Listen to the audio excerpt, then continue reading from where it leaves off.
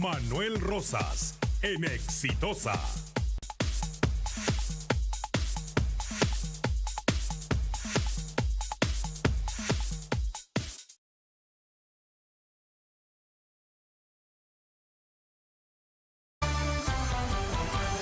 Continuamos con Manuel Rosas en Exitosa.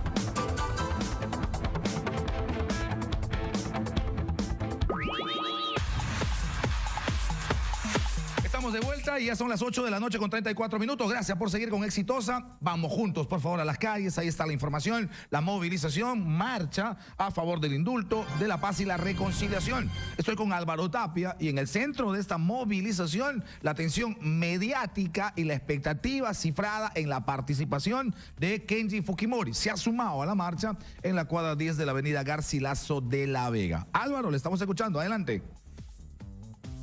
¿Está Álvaro en línea, Omar? ¿Estoy con Álvaro, sí o no? ¿Está en contacto y en comunicación, Álvaro? Pues hay que entender que está en medio de un grupo bastante numeroso de gente que quiere acercarse a Kenji, y para cubrir la información hay que estar también lo más cerca posible de Kenji, así que debe estar con un empujón a la derecha, empujón a la izquierda, tratando de abrirse paso. La policía le cierra, el personal de seguridad privada de Kenji también le cierra, en fin, esto es gajes del oficio definitivamente. Álvaro, ahora sí, adelante. No estoy con Álvaro, ¿estoy o no? Álvaro, adelante, le escucho.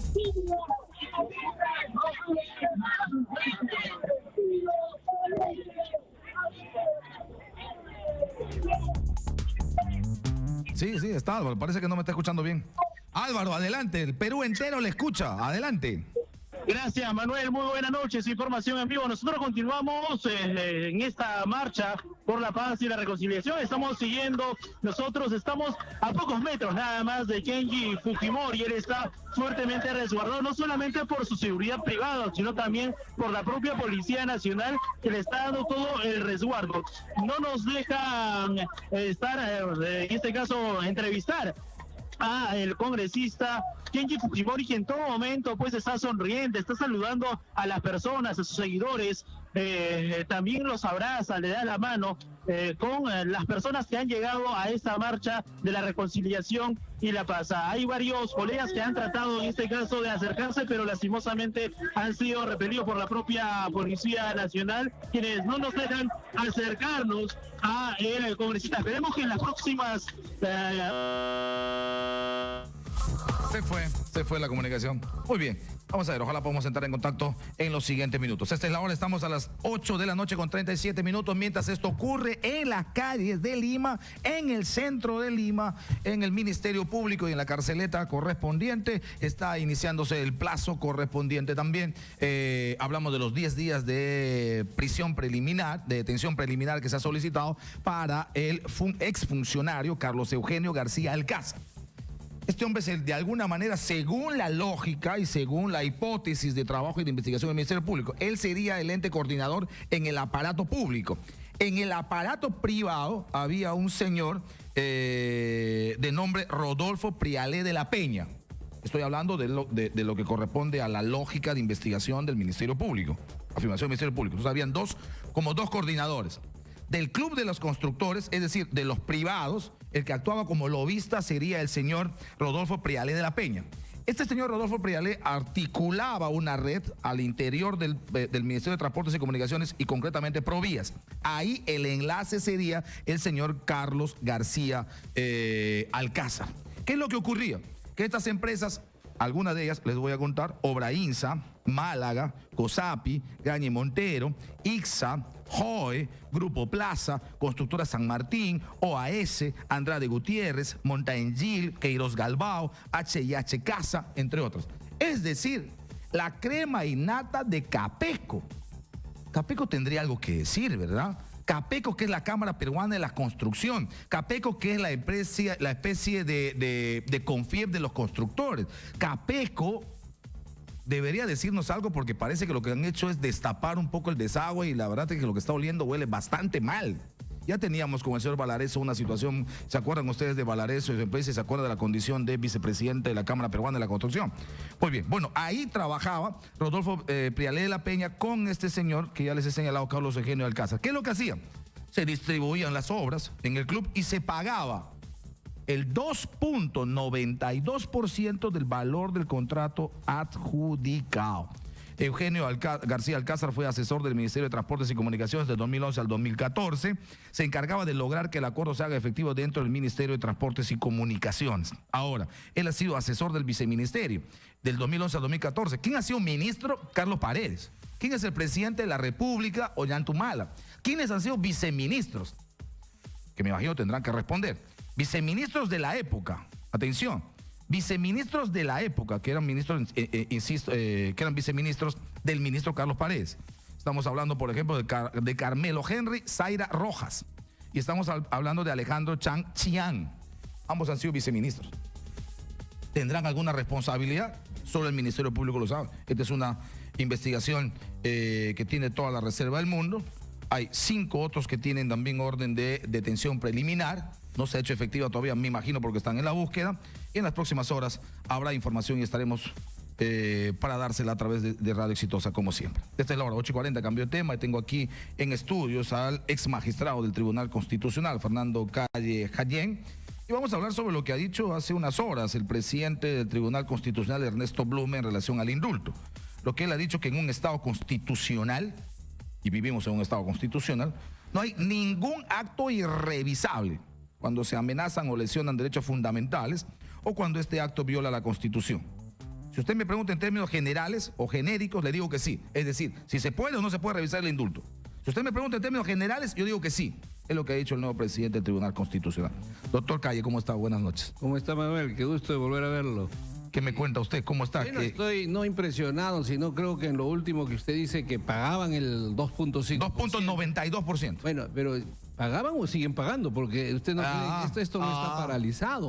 Claro. ¿No? Entonces yo creo que usted está siendo generoso. Además, eso dejaría una duda porque todo el mundo conocía que se habla del 5, 10% y ni hablar de las regiones, las provincias. Entonces, esta tiene que ser una lucha. Por eso cuando yo miro las marchas, digo, ¿por qué cada vez que marchan, hoy día Kenji, mañana Keiko, y seguramente terminarán juntos como han empezado, y todo esto se está hasta fujimorizando en este extremo? Cuando la política está fujimorizada. Sí, pero bueno, no, eso es lamentable, ¿no? Totalmente. Y lo digo con convicción ideológica, me da mucha pena que quienes tienen cargos políticos en el país permitan que no se abra otra puerta que no sea esta que estamos viendo. Pero hay una cosa que es más importante, Manuel.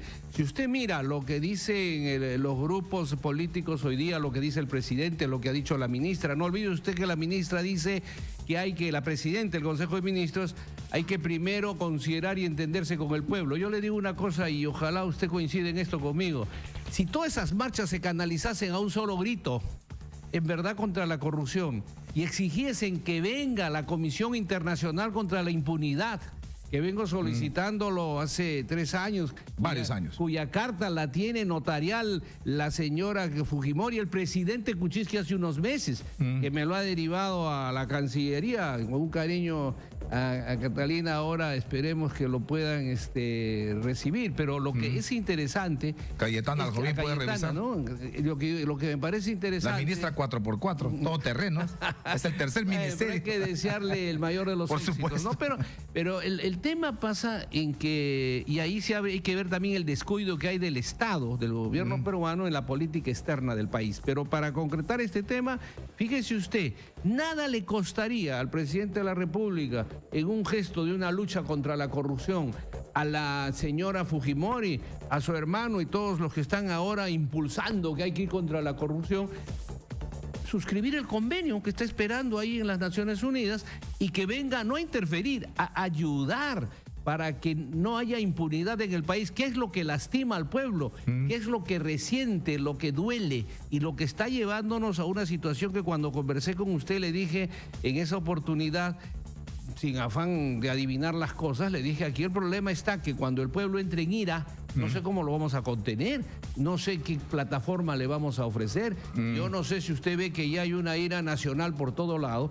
porque no se cree absolutamente Ahora, pero viene esa comisión internacional y revisan los fondos de Westfield, de First Capital, de ellos, y yo no sé si PPK se va a querer jalar la soga. Mire, en realidad... Y el problema, doctor Calle, es que mire usted el aparato estatal, los que podrían hacer eso, Deberían hacerlo. Mire, mi amigo... Pero es como jalarse la cuerda, Bueno, porque mira, lo último que ha dicho Odebrecht, incluso que es mucho más grave, es que se financió campaña de congresistas. Esa olla no destapamos. Esa ollita está esperando, es una olla a presión. Mire, si puede saltarle la cara a mucha gente. Mire, Manuel, si la República y los peruanos miran a sus hijos hoy día, en la situación en la que podrían estar a futuro, si queremos cambiar el sentimiento, los propios empresarios nacionales, lo que se llaman emprendedores, si las universidades quieren avanzar y los sectores militares que quieren al país, debemos destapar esa olla a fondo, porque si no, esto no va a pasar más de lo que fue el contrato. ¿Quién lo hace? ¿Quién Bueno, lo hace? fíjese usted, Mira Gildebrand hoy. Mire Gildebrand hoy. Lourdes Flores, Camargo y Correa. Claro, Lourdes ha negado tajantemente, pero Lourdes niega poniendo un asunto que a mí la verdad me llama poderosamente la atención y me deja toda la duda del mundo y digo, ok, aquí hay un problema. Porque cuando el líder o la lideresa dice, y lo ha dicho Verónica Mendoza, y lo ha dicho Susana Villarán, por poner mujeres, ¿ok? No estoy haciendo ningún tipo de discriminación, sino contra lideresa. Lo ha dicho Toledo, lo ha dicho Humala. Dicen lo siguiente, yo no veía la parte económica. Y creen que con decir que no veían la parte económica, pero son los candidatos, son los rostros, son los que representaban, son, digamos, la locomotora. Y se libran diciendo, no, había un jefe de economía, no, había un tesorero, no, yo no busqué el dinero, lo buscaban otros. Con eso se libran. La verdad es que este país no es un país de 32 millones de imbéciles, como para asumir que eso es una realidad, Manuel, y no la vamos a discutir. Ni tampoco usted ni nadie puede permitir que traten a la gente como débiles mentales. Es que así parece que la clase política cree. Porque miren, cuando se habla de esa marcha, cuando se habla de una nueva solicitud de vacancia, yo diría que sumado a la comisión, tienen que darle una explicación al país la señora Verónica, la señora congresista Marisa Glave, porque en realidad ellos tienen su sitio en la marcha.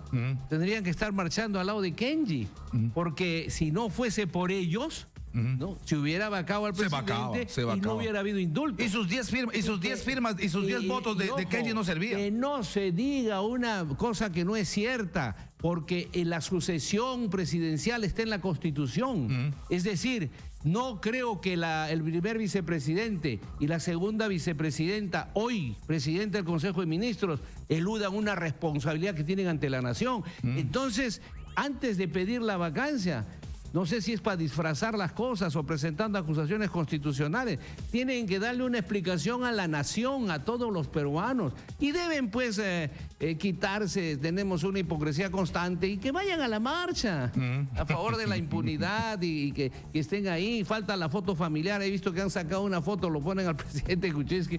Bueno, ahí tienen que figurar ellas, ¿no? Todos aquellos que han colaborado a que esto sea los 10 votos de Nuevo Perú han sido decisivos. Entonces, ha sido decisivo, sí, ¿no? Bueno. Y ahora, pero hay una cosa, mire usted, que tiene que verse con mucha serenidad. Ahí veo acusaciones, planteamientos que no tienen que ver en razón con el indulto. Pero no olvidemos que la interpelación y censura sin interpelación que podría darse a los ministros, a cualquier ministro, no requiere los 2/3. Entonces aquí también se va a ver la voluntad del control político y contra la corrupción de la mayoría que queda con la señora Fujimori. 61. Son 61. Si usted sigue siendo grande, sigue siendo importante, sigue siendo decisivo. Yo le voy a decir una cosa. Si usted le suma 6 votos, ya pueden tumbarse un gabinete. ¿no? Sí, claro, con 67. Así que no tienen ningún problema en eso. Ahora, además se supone que la coincidencia en la lucha contra la corrupción estarán también los otros, ¿no? Los 20 camaradas deberían estar. Bueno, es lo que los 10 de Frente Amplio y los 10 de Nuevo Perú. Preguntarnos, y supongo que exigirán que den cuenta sobre las agendas de la señora Nadine, sobre la presencia con la Municipalidad de Lima. Mire, ha sido tanto esto, que es una verdad, que la Fiscalía y el Poder Judicial tienen ahora la posibilidad de rescatar para todos los peruanos el camino a la institucionalidad. Porque cuando hablamos, vivimos un Estado constitucional, hay gente que dice, pero ¿dónde está? No me llega, ¿no? Ahora, esto es una cosa bien complicada, además, porque, por ejemplo, en el proceso de hoy, las empresas son las empresas referentes de éxito. Entonces, cuando construyes un país, normalmente uno mira, pues dice, no, yo voy a ser como el doctor Calle, porque es un hombre que ha sido exitoso, magistrado que llegó al Tribunal Constitucional, es un referente. No me ponga en pasado, ayúdeme a caminar hacia el futuro. No, pero magistrado del Tribunal Claro, Constitucional. es un honor. Correcto, Yo lo he por eso dicho, digo. y creo haber estado Correcto. a la altura de ella. Entonces, cuando uno dice empresa, dice, ¿quién no quiere forjar una empresa y ser como Grañi Montero, ser como Brainza, ser como Ixa, ser como... Y ahí salen los apellidos, salen los nombres, salen los ejecutivos, salen los CEOs exitosos que salen normalmente en las páginas sociales de cosas, o qué sé yo, salen normalmente en las páginas económicas de gestión. Sí, y uno dice, qué exitoso, pero resulta que revisa y dice, ¿cuál es el éxito? Si tenían las obras porque pagaban 2.92%. Es decir, terminamos con una decepción porque parecería que en este país solo el pillo gana. Manuel, nos hemos olvidado que usted, no sé, en algún momento mencionó a Montesinos, que yo siempre pedí las cuestiones de la imprescriptibilidad y otras cosas por una razón. No hay uno solo Montesinos, hay un montón. Pero nos hemos olvidado que esos destapes que se hicieron en esa oportunidad nos hicieron ver a muchas personas que usted acaba de decir con ese ímpetu aparentemente exitosos y que cualquiera diría, carambas, ¿cómo? Yo quiero ser como él. Bueno, yo quiero ser como él. Ya sabe usted cómo es el mecanismo, pues, ¿no es cierto? Terrible. Por eso es que ahora las marchas, el que esté en su casa escuchándonos, tiene que entender que lo que tenemos que recuperar es la decencia. Así es. Tenemos que recuperar la decencia. Es cierto. Y eso solamente se puede rescatar con el ejemplo. Por eso, cuando se habla de que se necesita reencontrarse con el país, el primer reencuentro, mi querido Manuel, es que el gobierno tome la decisión ejemplar de decir, vamos a hacer todos los esfuerzos contra la impunidad. Vamos a suscribir el convenio con las Naciones Unidas para que se siente aquí porque hemos llegado. Oiga, Guatemala no estaba tan grave como nosotros. Y lo que se ha descubierto ha sido terrible. Y mire, y todo lo que se ha ayudado. Y nosotros necesitamos una ayuda. Ya No, sabemos, ahí se han ido a meter el ya bisturí, sabemos se ha por sacado ese tumor. Manuel, por boca del presidente de la Corte Suprema, mi amigo Duberlí, ya sabemos de que el caso Toledo puede pasar un año más o más. ¿Qué siente En el el proceso de peruano en extradición. su casa? ¿Qué siente cuando lo ve a Toledo censurando la corrupción? No, ¿qué siente cuando se le ve ahora hace 2 días en un bar? Así es. Viviendo su vida con una felicidad y una tranquilidad increíble. Única, y cuando tiene un tiempito critica a los... Saca pronunciamientos. Entonces, eso lastima. Haciéndose el ofendido. Lastima tremendamente Correcto. a toda la nación y es muy peligroso. Doctor Calle, Me dígame. hablaba usted de... Sí, doctor Calle, dígame, según lo que ha comentado el doctor Ernesto Blume, ¿se puede revisar sí o no el tema de Bueno, desde mire, el Tribunal hay Constitucional algo que en sí algún vamos momento? a coincidir y mi cariño Ernesto somos grandes amigos, no he podido estar con él sabe las razones, pero cuando hablamos que nada escapa al control constitucional, nada ni nadie, eso es bien cierto. Pero lo que también revísese las sentencias, por ejemplo, yo he escuchado hablar del caso Crucillá que no tuve el honor de participar. Ya. Cuando se pronuncia, dice terminantemente en los considerandos, es inimpugnable el indulto, no puede darse marcha atrás. Pero, bueno, ya ese es el agregado de los peros en el cual yo no hubiera coincidido si hubiera tenido que votar, por ejemplo, ¿no? Entonces, yo entiendo que el control tiene varias facetas. Se tiene que controlar, por ejemplo, la actitud del presidente, pero el indulto como tal, como la gracia, que es una facultad extendida y que tiene sus raíces. ¿Y por qué no se tiene el coraje de una vez por todas con la mayoría parlamentaria de dejar sin efecto en la Constitución esta facultad? Porque es un ente monárquico, pero si está así como tal, tiene que respetarse. No va a haber Pero no es verdad que el Tribunal Constitucional ha señalado algunas consideraciones para que la discrecionalidad a ultranza del presidente se pueda por lo menos normar en un derecho en un Estado constitucional. Mire, el poder discrecional del presidente, como todos los poderes, tiene sus naturalmente limitaciones. Claro, pero a eso voy.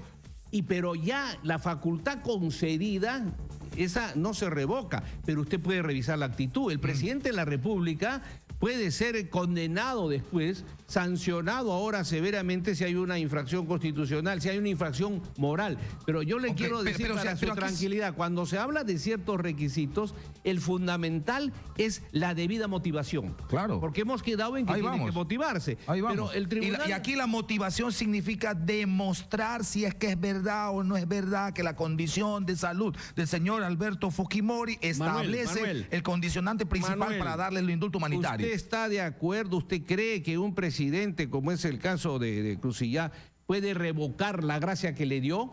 ¿Usted le va a dar una taza de leche a un niño y se la va a quitar?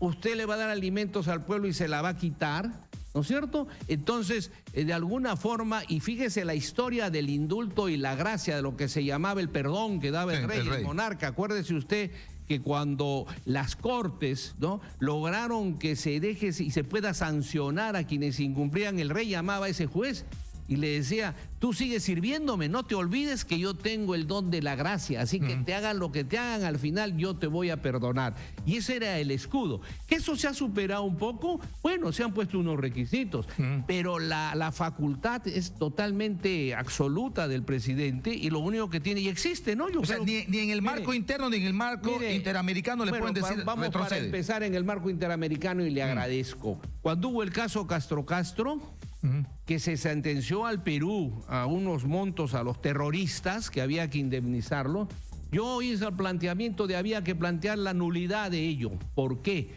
El gobierno de ese entonces, de algunos de mis amigos, dijeron que no, que los juristas dicen que eso es imposible, no hay la nulidad en la Corte Interamericana. Un momentito. ¿Cómo se crea la jurisprudencia?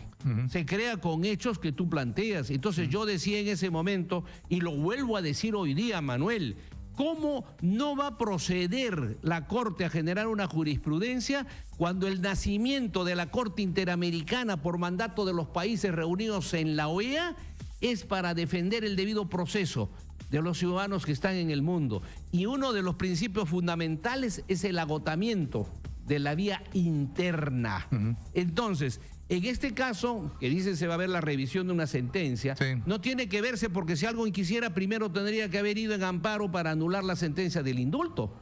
Tiene que agotarse, nosotros somos un país. Cuando yo he escuchado... Pero si eso fuese cierto y tan definitivo, la Corte no hubiera aceptado una audiencia de supervisión. Bueno, ¿por qué la aceptó? Permítame usted. Por eso es que insisto, no he terminado la segunda parte.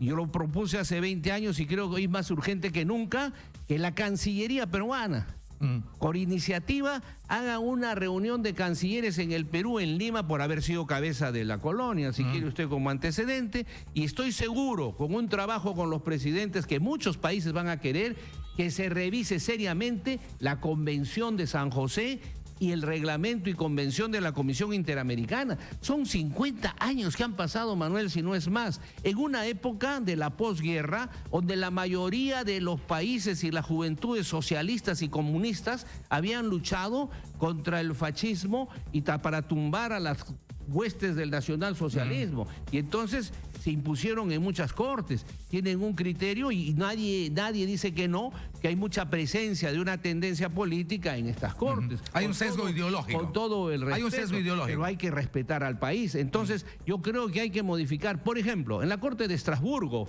invito que algún miembro de la Corte me nieguen esto, y que algunos que están defendiendo en la Corte Interamericana de San José lo mismo.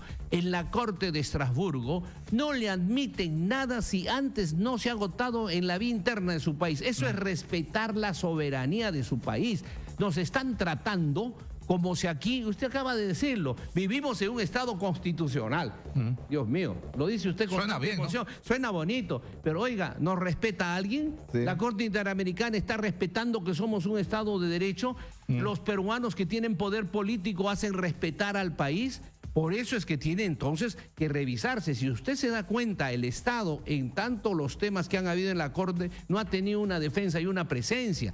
Yo ruego que ojalá en las Naciones Unidas y en la misma OEA haya una posición sólida, con conocimiento de estas situaciones que se van a ver como consecuencia de un indulto, que no es lo que puede llevarnos a una distracción y obsesión total, sino lo que tenemos que ver, que se cure la enfermedad tan grave de la República, que es la corrupción. Y sin ello, mire, Manuel, yo le voy a decir, para terminar en esta parte que arrastra lo de Crucillat, la solidez, entre comillas, del debido proceso. En eso en el tribunal hemos muchas veces, y no hay una...